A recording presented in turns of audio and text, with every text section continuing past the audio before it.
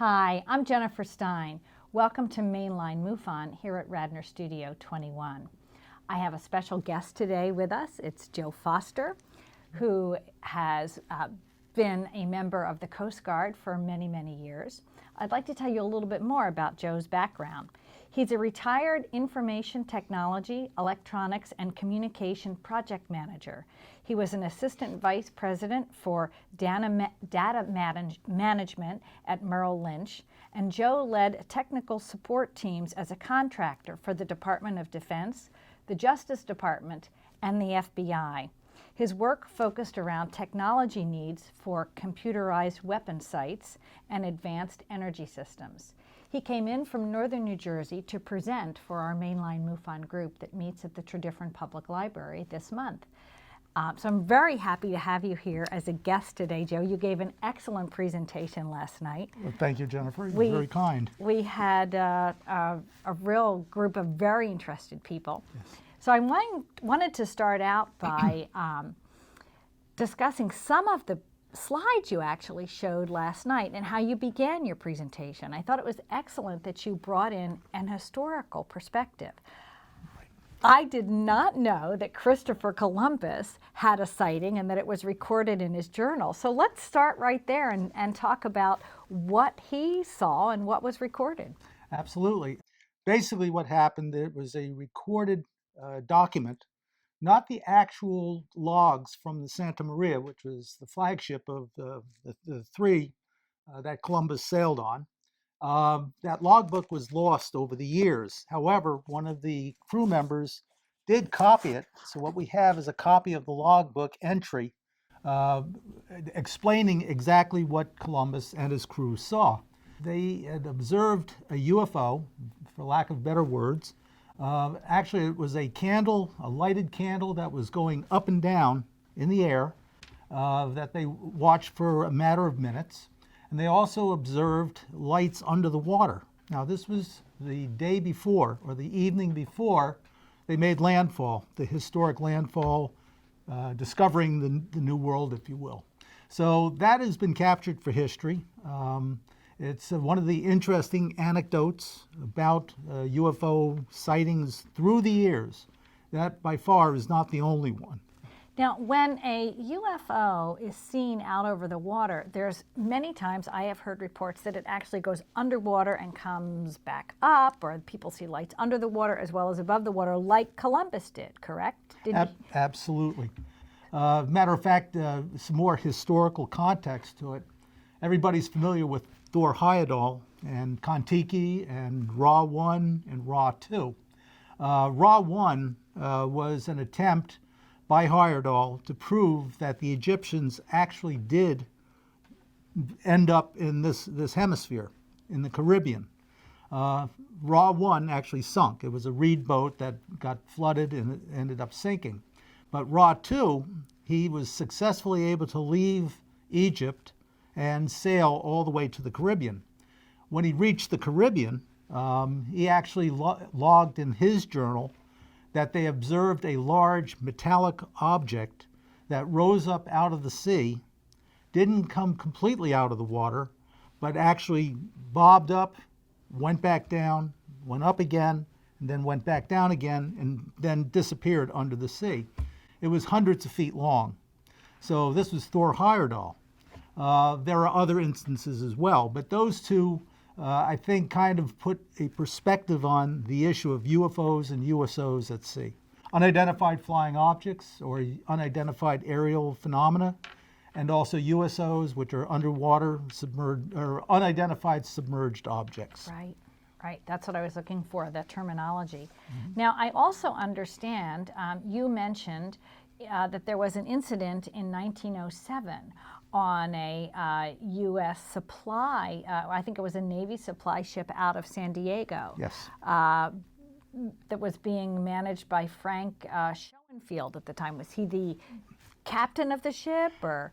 Okay, well, he was an ensign. He was right out of the Naval Academy, and this was 1907, and the USS Supply was a Navy supply ship, of which he was an officer on. It was his first commission at sea.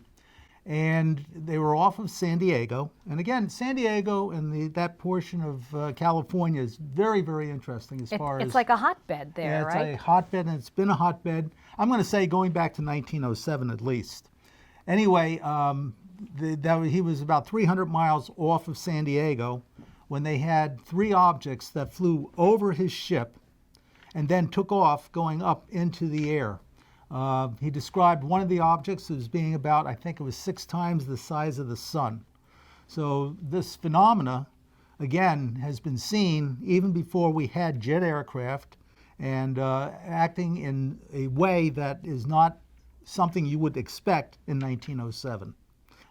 He went on to have an illustrious career in the U.S. Navy, ending up being an admiral and in command of the 7th Fleet out of Hawaii, the 7th Fleet. But before he got there, his sighting of that UFO also kind of painted his career going forward. It caused him to ask a lot of questions. And over the years, you had Tesla, you had other people that were claiming to have received radio transmissions from Mars. Well, the U.S. Navy didn't think it was a joke back in the 1920s, because they actually gave an order to all U.S. naval craft around the world. At a certain time, they would shut down all their radio transmitting equipment, and they would listen, trying to pick up signals from another celestial body. Schofield also was instrumental in being part of the establishment of the Office of Naval Intelligence, ONI, which is really, in my mind's eye, the preeminent intelligence organization when it comes to UFOs and things of that nature.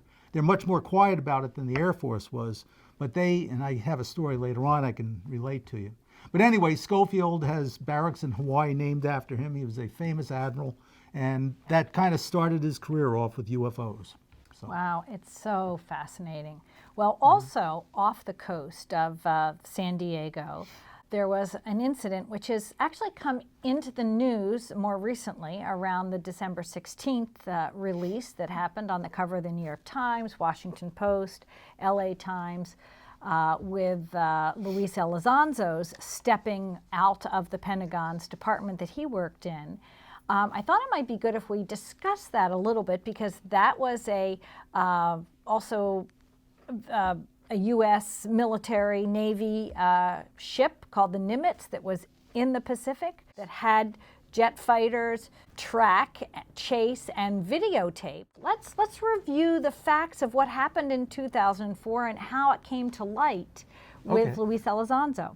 Okay, a couple of things. The sighting of UFOs off of San Diego, especially regarding the Nimitz, was actually reported earlier. About a year or so ago, it was brought to light that F-18s, the Super Hornets, which are the top-of-the-line Navy fighter jets that are assigned to the Nimitz, actually had a run-in with UFOs. Now, between whenever it was first reported and now, back in December, I believe it was, the New York Times released the story about that gentleman, and the organization that was a contractor was compiling information. There was an office that was stood up, and they were looking at technologies that were posed a threat to the U.S. military. This was Luis Elizondo's project. It was called Advanced Aerospace Threat Detection Program. Yes, exactly. Right. And this footage that you're going to see is going to show one of the F-18 fighters. Now, also, this wasn't just the F-18 fighters and just the Nimitz. There was also the guided missile Aegis cruiser, the Princeton, which was actually tracking these objects even before the fighters got involved with it. And they were taking these objects, they were picking them up, they were flying to 80,000 feet, then they would be dropping down to about 50 feet off the water, and then they would be flying in level flight. And the fighters, when they got there, they were able to lock on with their gun cameras, but also they were using what's called FLIR, which is forward-looking infrared, and it's a computerized system. And they used that to actually acquire one of these targets, and they were able to lock on and track it.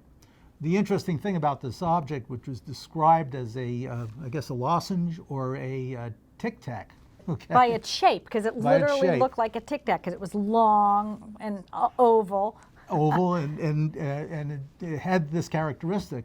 Well, anyway, they were tracking it. They tracked it for a couple of minutes, I guess, and all of a sudden the object accelerated. It was time to stop playing the game. It accelerated at such a rate of speed that the computer in that camera could not keep up with it, and they actually lost the track. Now, going on, San Diego has been an interesting site. If you actually go from Catalina Island all the way up to Long Beach, there have been sightings along a 2,000 or 3,000 foot trench for years. You can almost set your clock by UFOs coming out of the water, going into the water, and flying in the area. There were also rumors at one point about 5, 6 years ago that the U.S. Navy and the People's Liberation Army Navy, the Chinese Navy, were actually having some type of a joint operation where they were either simulating facing a threat from outer space, or they were actually facing something, because there's been other activity over there that causes people to stop and think what is really going on. So it's a fascinating area. Frank Schofield with his sighting back in 1907, and then of course the Nimitz sighting that we're talking about right now, which was 2004. There's a very interesting overlap in that all of these sightings describe similar artifacts or unidentified craft, however you want to look at it. And many times they're light orbs, things which is similar to things I have seen. Yes. You know, you can look at the consistency throughout history. Exactly. It's really fascinating. So on December 16th, there was a major article, a release describing the fact that a gentleman from the Pentagon who was head of this program, the Advanced Aerospace Threat Detection Program, Luis Elizondo, was stepping down from his post at the Pentagon because he was a little frustrated. He had a program that was funded, I think, from 2007 to 2011. And after 2011, the program lost funding. But the UFO reports continued to come and land on his desk. But he didn't have a way to really finance the investigation or the follow-up or detail or research on any of these. I think Harry Reid was responsible for setting up the appropriations for funding in that research. So when Luis Elizondo came and stepped out of the Pentagon, he actually left with permission to be able to release some footage. And this particular footage we're discussing from the Nimitz, from these two F-18 fighter pilots from the Nimitz, was made public. So it's on YouTube. Anyone can go and look at it and Google it. It's quite fascinating. Yes. But Luis himself has joined a group called To the Stars Academy. And this is a group of top scientists, aviation experts, engineers, astronomers who really want to study this topic outside the confines of military or government, and be able to maybe even develop some high-end technology that could take us to the stars. From what I understand, it's their overall intention. So it's kind of like what Elon Musk is doing, but they're kind of doing it as a group. They may even be bringing Elon in to consult with them a little bit. But Luis Elizondo has been interviewed on many news broadcasts. He is going to be the keynote speaker at the MUFON National Symposium, which will be held in Cherry Hill, New Jersey on July 27th, 28th, and 29th. So on Friday evening, July 27th, he'll be our keynote, and he'll be addressing anyone who's in attendance there. It should be really quite interesting. And he'll be discussing what was considered a secret program, although it wasn't technically secret, it was just buried under a lot of other appropriations. Yep. But they spent about $22 million researching UFOs and sort of sharing that information with insiders in the government. Exactly. Well, that's how plus-up money works. Actually, interestingly, this kind of leads into another topic that is related to it. Obviously, we're all working towards the symposium that's going to be coming up that Jen just mentioned. In Monmouth County, which is where we have a number of free events that are helping promote this, something happened a couple of weeks ago, actually on St. Valentine's Day. They had a large black triangle that flew over part of Monmouth County, which is where we're having these events. And it was actually picked up by the Asbury Park Press and several other news outlets. They actually got video of it as well. Wow. So I think there's going to be a lot that's going to be discussed at the MUFON event. And obviously we're talking about it at our events up there in Monmouth County as well. So for anyone who's watching, if they want more information about the lectures going on in New Jersey, that website is ufoeventsnewjersey.com. So ufoeventsnewjersey.com. There are several library programs happening in the month of June and July, as well as the rest of May. Exactly. And anyone watching can go and see some of that. It should be really exciting. Yep. Come on down. Yeah. So one of the other things that you brought up last night is the consistent reoccurrence of UFOs around nuclear submarines and nuclear-powered aircraft carriers on the water. What do you think is going on there? You know, why are the UFOs sort of interested in nuclear material? We also know that they are over nuclear silos as well. Yes. So what are your feelings and thoughts on that, and anything you want to share of historical pieces of information like you Absolutely. had shared last night? It's a broad subject, but it's also something that has a lot of history to it itself. Going back to when the first nuclear device was set off in 1945, UFOs have become part and parcel of the topic of nuclear energy. The sightings at sites of testing, nuclear tests, missile launches, especially when missiles became part of the nuclear option back in the 50s, and even going forward to when they were starting to deploy nuclear weapons on ships at sea, the Nimitz, many of the cruisers, the missile-carrying ships. And of course, we have what's been taking place on land, both here as well as in Russia and other places where nuclear missiles are part of the defense posture. They've been shutting down missile sites. It happened here in the United States.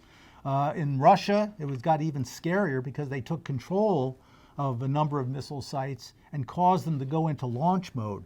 The missiles actually armed themselves. They were targeted, and the Russian military could not shut down these missiles, and they got right down to the point where they're almost ready to launch 20 of these missiles, and then all of a sudden they stopped. So the nuclear events, even in Monmouth County, from a personal perspective, Monmouth County, we had at one time 36 nuclear-armed Nike Hercules missiles, part of the New York Air Defense System. And they were within a 7-mile radius, right? So we had all of these warheads, and none of us knew about it. Those of us that lived there had very, very little information.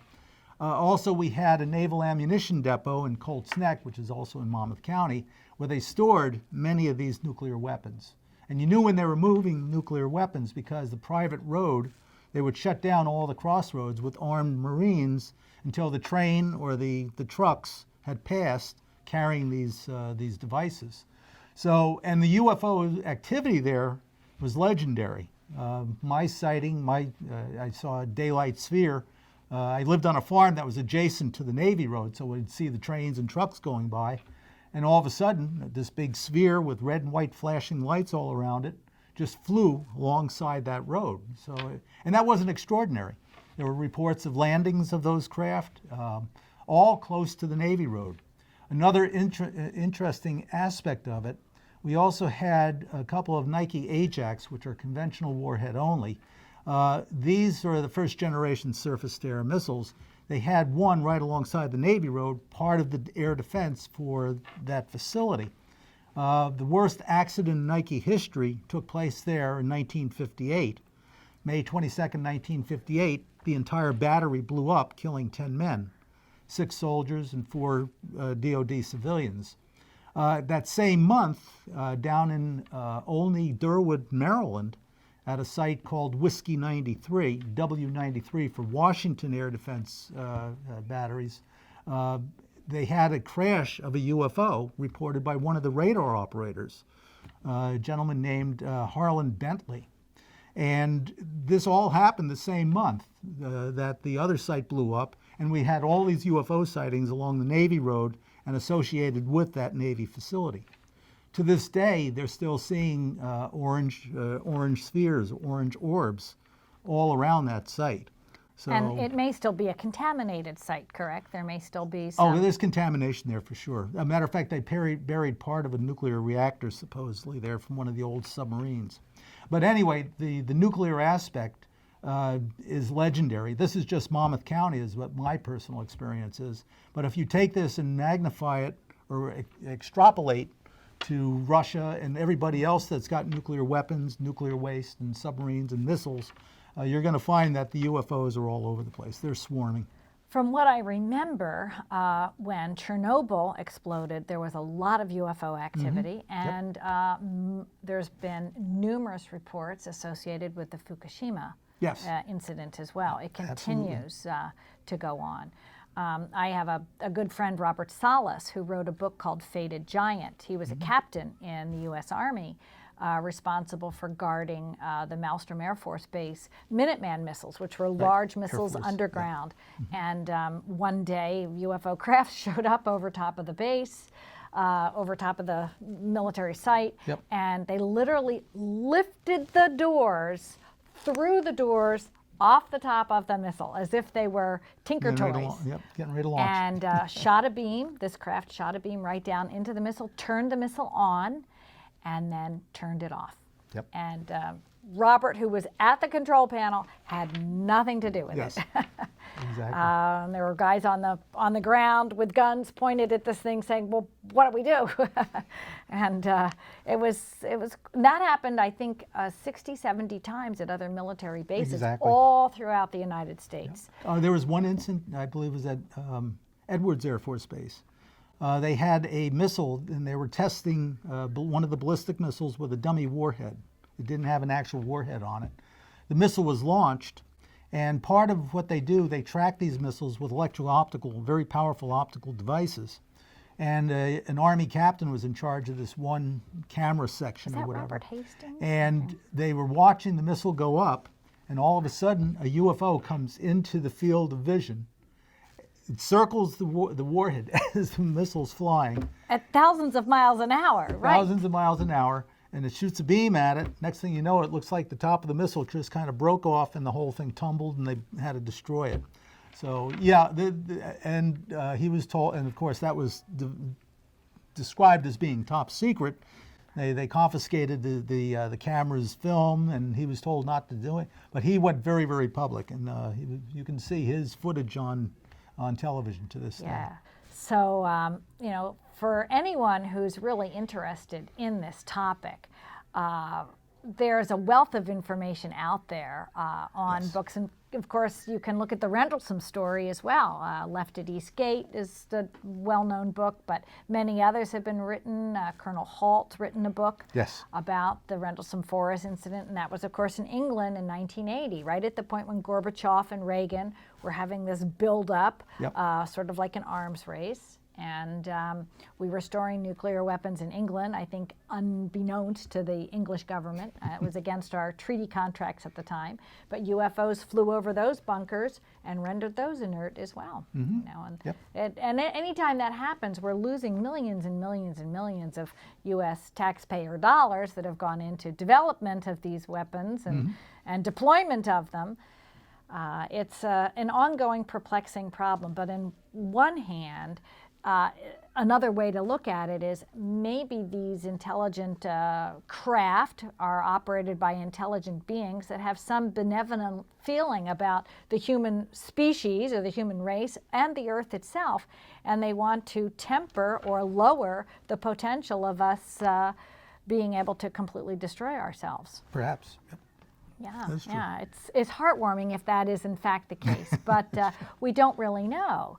And with the secrecy that we have around this topic, it becomes difficult to even debate it or discuss it in any kind of open forum, Yes. because you're ridiculed for even bringing up the topic that such a thing can exist. But yet the highest level people you speak to with military security clearances like yourself, continue to say, well, yes, it's an ongoing issue and we don't openly discuss it.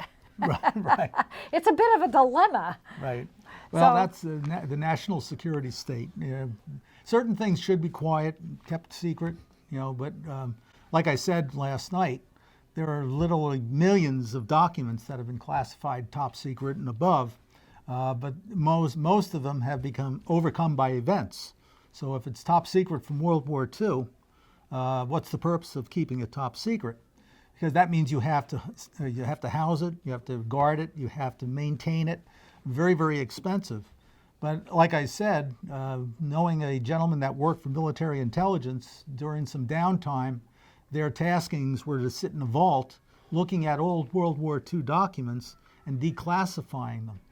And he said it was such a boring job and so much work to declassify it, all they kept doing is just reclassifying it so they didn't have to do that work. It stayed in the vaults and top secret to this day. Right. They So, didn't even bother reading a lot of the documents. They No. just stamped them and moved them on. Yes. to them, yes. it was punishment to have to sit Right. down and do that. Right, right.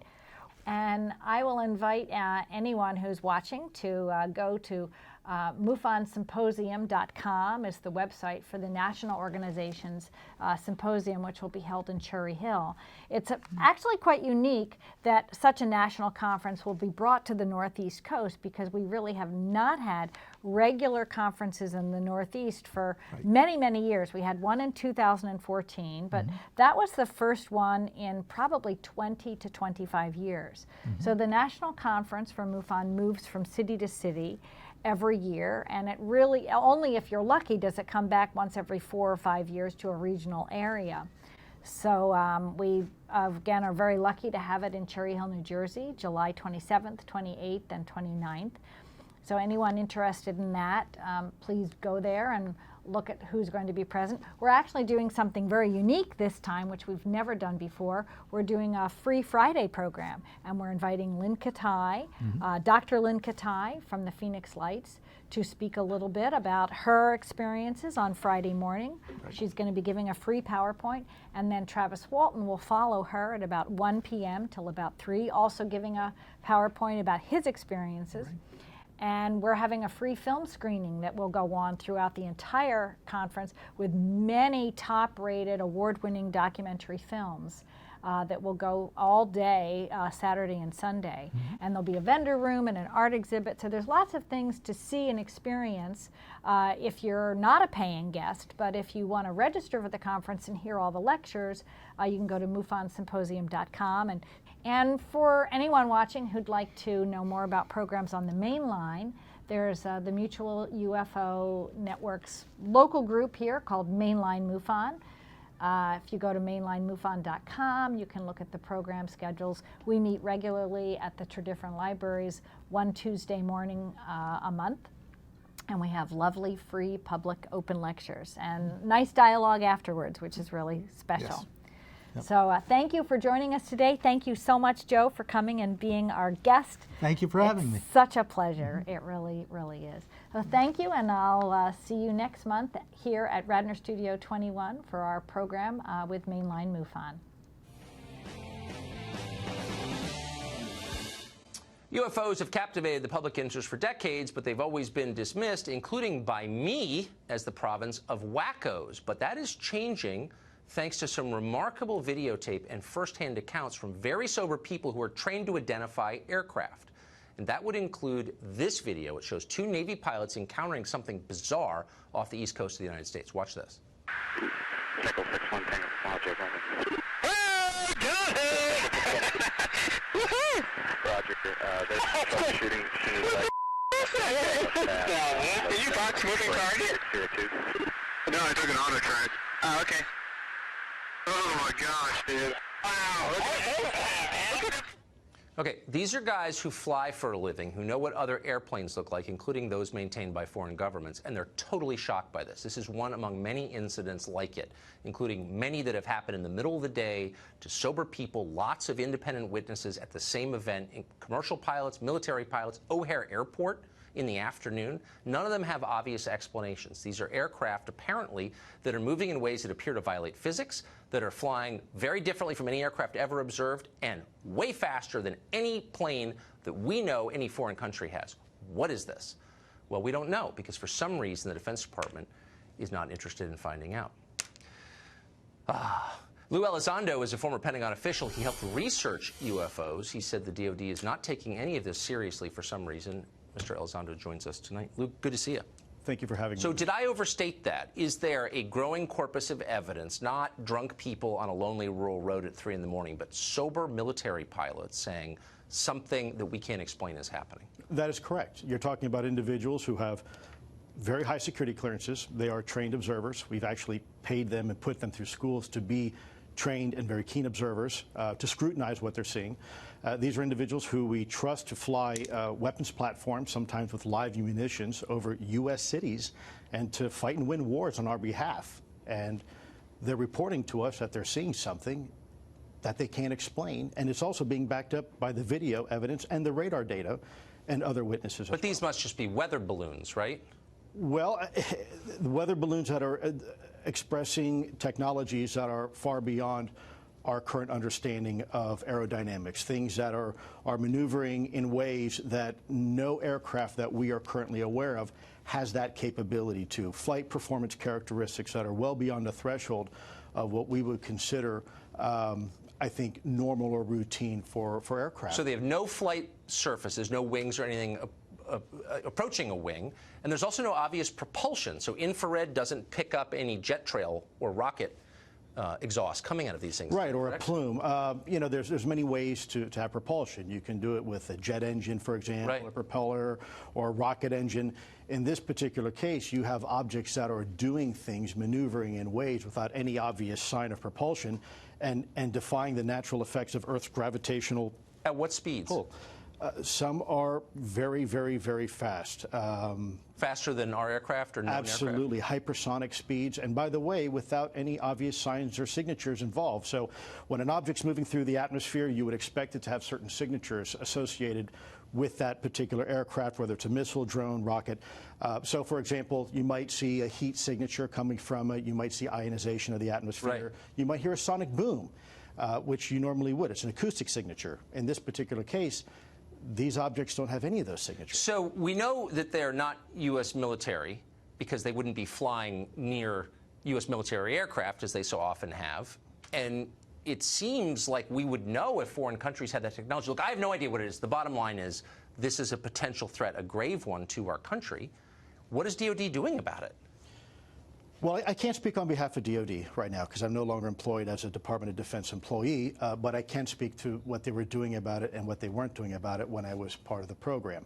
I think DoD is a very large, complex organization. I think it's very good at what it normally does, but in this particular case, we had a very ill-defined problem set. And so when you're going to the boss and you say, look, boss, we have something here, we don't know what it is, we sure don't know how it works, and by the way, there's nothing we can do about it. That is a very difficult conversation to have in an organization that is, its sole mission is national security, It's right? just, I think it's terrifying. I mean, this seems potentially like one of the biggest stories of my lifetime, and I don't care if it's about UFOs or whatever you call it. Something that we don't understand is getting very close to our military aircraft, and the government isn't responding adequately, and I hope you keep sounding the alarm on this. Yeah, I think, if I may, just very quickly. We've got 10 seconds. Okay, you go to the metro, you see a sign, see something, say something, and we get an attaboy for reporting it. In this particular case, these pilots who are seeing something and is backed up by other data, it's nothing. It's terrifying. That's the essence of dysfunction. Lou, thank you for that. I hope Yes, you'll sir. come back.